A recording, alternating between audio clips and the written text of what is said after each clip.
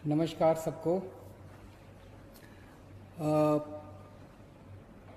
चारों तरफ कोरोना की वजह से सब लोग बड़े निराश हैं और इस माहौल में एक छोटी सी आशा की किरण दिखाई दे रही है।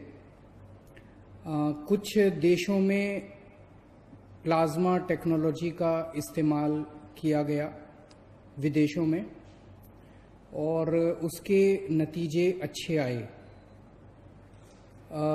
आपकी जानकारी के लिए बता दूं कि कोरोना से मुक्ति तो तभी मिलेगी जब इसका कोई वैक्सीन बन जाएगा। वैक्सीन लगाने से जैसे दूसरे कई सारे वायरस की जो बीमारियां होती हैं, अगर उसका वैक्सीन आप लगा लें तो वैक्सीन लगाने से वो बीमारी होती नहीं है। तो इससे मुक्ति तो तभी मिलेगी जब वैक्सीन मिल जाएगा। लेकिन इस वक्त हमारे सामने दो चैलेंज हैं। एक चैलेंज तो ये कि किस तरह से हम कोरोना को फैलने से रोकें। उसके लिए हम ये सब कर रहे हैं, लॉकडाउन कर रहे हैं, सोशल डिस्टेंसिंग कर रहे हैं, क्योंकि ये एक दूसरे से फैलता है, ताकि इसको फैलने से रोका जाए। दूसरा सबसे बड़ा चैलेंज है कि अगर किसी को कोरोना हो जाए तो वो सब लोग चाहते हैं कि वो व्यक्ति अस्पताल से ठीक होकर अपने घर वापस चला जाए, उसकी मौत ना हो। और ये देखा गया कि अगर उसमें कोई और बीमारी हो, जैसे डायबिटीज़ है, हार्ट प्रॉब्लम है, सांस की कोई बीमारी है, कैंसर की बीमारी है, तो फिर उसके जीवन के ऊपर संकट आ जाता है और अक्सर कई केसेस में उनकी मौत हो जाती है। ऐसे केसेस में जो सीरियस पेशेंट्स होते हैं, उसमें अगर प्लाज्मा टेक्नोलॉजी का इस्तेमाल किया जाए तो उनके देखने में आया है कि उनके बचने के चांसेस बढ़ जाते हैं। ऐसा कुछ देशों में देखने को मिला। दिल्ली के हमारे कुछ डॉक्टर्स ने इसके ऊपर काफ़ी अध्ययन किया और इसका ट्रायल करने के लिए तैयारी शुरू की है। अच्छी बात यह है कि परसों हमने केंद्र सरकार से इसका ट्रायल करने के लिए परमिशन मांगी थी और परसों रात को हमें इसकी परमिशन केंद्र सरकार से मिल गई है। और अब अगले 3-4 दिन के अंदर हमारे डॉक्टर्स इसका ट्रायल करेंगे और ट्रायल करके देखेंगे कि ये कितना सफल होता है। अगर ये इसमें सफलता मिलती है तो ये हमारे लिए एक अच्छी बात होगी, क्योंकि फिर हम सीरियस पेशेंट्स को की ज़िंदगी बचा पाएंगे। मौत होने से लोगों को एक तो मौत तो ज़िंदगी और मौत तो ऊपर वाले के हाथ में है। हम सब लोग कोशिश कर सकते हैं, लेकिन अभी ये अगर सक्सेसफुल होता है, सफल होता है, तो फिर लोगों के चांसेस बच जाने के चांसेस बढ़ जाते हैं। लेकिन अभी मैं साफ साफ कर दूं कि ये केवल ट्रायल स्टेज पे है और ये सफल होगा कि नहीं होगा ये अगले हमें 4-5 दिन के अंदर डॉक्टर्स जब ट्रायल करके देखेंगे तो पता चलेगा। ये टेक्नोलॉजी क्या है? इस टेक्नोलॉजी में जिस व्यक्ति को कोरोना एक बारी हो जाता है, वो जब ठीक होता है तो उसके शरीर में, उसके खून में एंटीबॉडीज डेवलप हो जाते हैं। ये एंटीबॉडीज उसको ठीक होने में मदद करते हैं। तो ऐसा व्यक्ति जो कोरोना से ठीक हो गया, उससे वो अपना रक्तदान करता है। उससे जैसे हम ब्लड डोनेशन करते हैं, ऐसे ही ठीक हुए कोरोना के व्यक्ति से रक्त लिया जाता है। 1 बोतल खून देता है वो, और उसमें से, उसके खून में से प्लाज्मा निकाला जाता है और वो प्लाज्मा को एनरिच किया जाता है और उस एनरिच्ड प्लाज्मा को किसी दूसरे पेशेंट में इंजेक्ट कर दिया जाता है। उसके पेशेंट में दूसरे पेशेंट में जो भी बीमार है उसमें डाल दिया जाता है। तो उसके नए पेशेंट में वो प्लाज्मा के एंटीबॉडीज चले जाते हैं और उसके अंदर ठीक होने वाले एंटीबॉडीज डेवलप हो जाते हैं। तो इस तरह से ये टेक्नोलॉजी काम करती है। हम सब लोग प्रार्थना करते हैं कि हमारा ये ट्रायल सक्सेसफुल हो। अगर सक्सेसफुल होता है तो इससे एक उम्मीद बंधेगी। और भी कुछ राज्य, जैसे मुझे पता चला है केरला, महाराष्ट्र वगैरह इसके ऊपर काम कर रहे हैं और मैं उम्मीद करता हूं कि सबके प्रयास इस बारे में सफल हों। दिल्ली में लगभग 57 के करीब हम लोगों ने कंटेनमेंट जोन्स बनाए हैं। जैसे मैं रोज बताता हूँ, कंटेनमेंट जोन वो हैं जहाँ पे हमें 3 या 3 से ज़्यादा, अगर किसी कॉलोनी के अंदर हमें या किसी गली के अंदर 3 या 3 से ज़्यादा कोरोना के मरीज मिलते हैं, तो उसको हम चारों तरफ से कॉलोनी को सील कर देते हैं। वहाँ के रहने वाले लोगों को बाहर नहीं आने देते और बाहर के लोगों को अंदर नहीं जाने देते, ताकि बीमारी बाहर ना फैले। और तो वहाँ पे फिर हम ऑपरेशन शील्ड चालू करते हैं, जिसके अंदर उस एरिया का सैनिटाइजेशन करते हैं। उस एरिया तो ऐसे कंटेनमेंट जोन्स के अंदर क्या क्या किया जाता है, इस बारे में अभी कई सारी गलत फहमियाँ हैं। क्योंकि मेरे पास बहुत सारे फ़ोन आते हैं, बहुत सारे मैसेजेस आते हैं, और अक्सर मैसेज ये आता है कि सर हमारे एरिया को कंटेनमेंट जोन तो बना दिया, लेकिन अभी तक हमारे यहाँ पे कोई भी सैंपल लेने नहीं आया हमारा। तो मैं आपकी जानकारी के लिए बता दूं, कंटेनमेंट जोन में जैसे कंटेनमेंट जोन लागू किया जाता है, वहाँ पे सबसे पहला काम किया जाता है, आपके लिए एसेंशियल सर्विसेज की इंतजाम किया जाता है। तो आपके एरिया को सील कर दिया, और वहाँ पे आपके जो सील किया बाउंड्री के ऊपर आपके लिए सब्जी वाले का, दवाई वाले का, इसका सबका इंतजाम किया जाता है। पुलिस वाले व्हाट्सएप ग्रुप बनाते हैं, व्हाट्सएप ग्रुप के अंदर आप लोग लिखते हैं कि हमें ये वाला सामान चाहिए, वो वाला सामान आपको मुहैया कराया जाता है। तो एक पहला काम किया जाता है, एसेंशियल सर्विसेज का इंतजाम किया जाता है।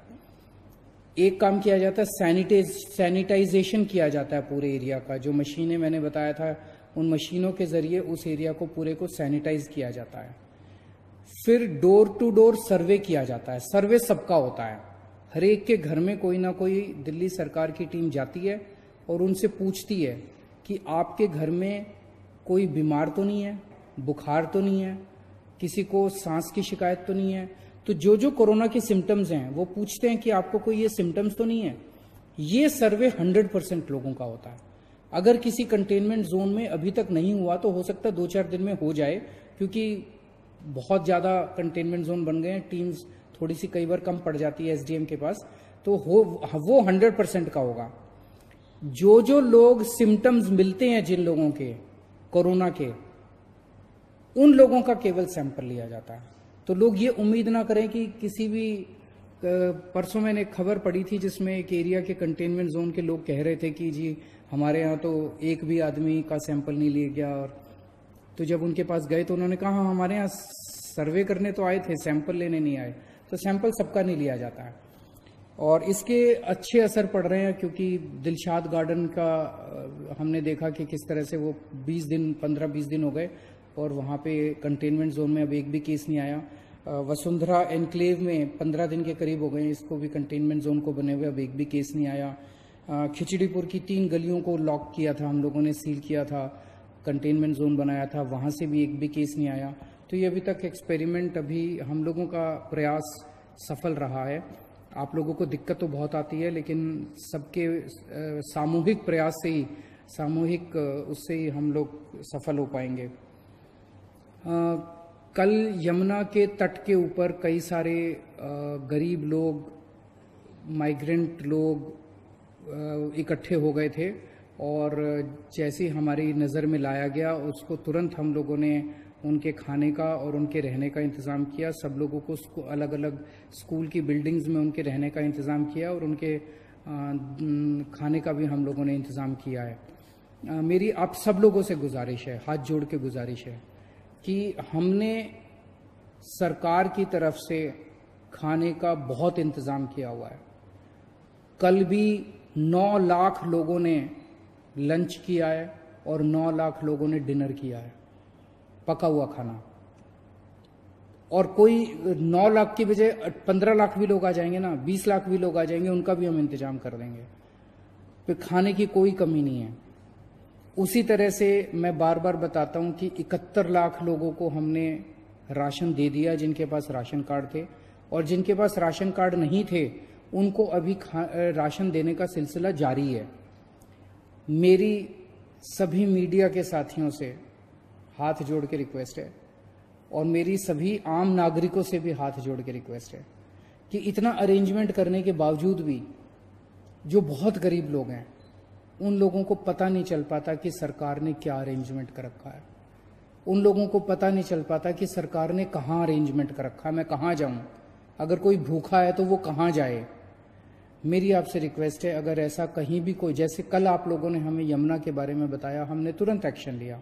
ऐसे ही मैं सोशल मीडिया के ऊपर हमारी पूरी टीम लगी हुई है। जैसे कहीं से सोशल मीडिया में पता चलता है, कोई बताता है कि यहाँ पे ये आदमी, ये एक परिवार भूखा है, यहाँ पे एक आदमी भूखा है, यहाँ पे ये, हमारी पूरी टीम लगी हुई है। उसी वक्त उसको खाना पहुंचाने का काम किया जाता है, उसी वक्त उसका घर का इंतजाम, उसको रहने का इंतजाम किया जाता है। आप हमें बताइए कहाँ कौन भूखा है, हम उस तक खाना पहुंचाएंगे, ये जिम्मेदारी हमारी है। या अगर हमने जहां जहां हमारे सेंटर चल रहे हैं खाने के, उन सब जगहों की लिस्ट हमने पूरे नक्शे के ऊपर डाल दी है। अगर आपके लिए संभव हो, आप उस व्यक्ति को खाने वाली जगह ले जाइए, आप उसको खाना खिला दीजिए, बहुत पुण्य का काम है। इस वक्त सबकी जिम्मेदारी बनती है, ना कोई अकेली सरकार काम कर सकती है, ना कोई अकेली कोई एजेंसी सफल हो सकती है। सब लोग मिलके काम करेंगे तभी हम लोग सफल होंगे। तो मेरी आप सब लोगों से, मीडिया में एक जगह मैं देख रहा था, उन्होंने कहा कि इन लोगों ने एक वेबसाइट चालू कर दी है कि जिनके पास राशन कार्ड नहीं है वो राशन कार्ड के लिए अप्लाई करें। तो वेबसाइट पे कौन से गरीब लोग आ सकते हैं। आपकी जानकारी के लिए बता दूं, 15 लाख लोगों ने ऑलरेडी अप्लाई कर दिया राशन कार्ड। वो जिनके पास राशन कार्ड नहीं था, उन्होंने खाना लेने के लिए, राशन लेने के लिए 15 लाख लोगों ने अप्लाई कर दिया है। मैं समझता हूं कि सब गरीब लोगों को इसके बारे में नहीं पता चलेगा, लेकिन हमारी जिम्मेदारी, हम सबको बताएं ना। सब एक दूसरे की मदद कर रहे हैं। जिन लोगों को वेबसाइट आती है वो उनकी मदद कर रहे हैं जिनको वेबसाइट नहीं आती है। लेकिन एक सिस्टम तो बनाना था ना। अगर जिन लोगों के पास कुछ भी नहीं है, उनके लिए ना कोई आधार कार्ड है, ना कोई किसी तरह का कार्ड नहीं, उनके लिए खाने का भी इंतजाम किया हुआ है। 9 लाख लोगों ने कल खाना खाया है। रोज हम 10 लाख लोगों को खाना खिला रहे हैं। तो सबको मिलजुल के प्रयास करना पड़ेगा।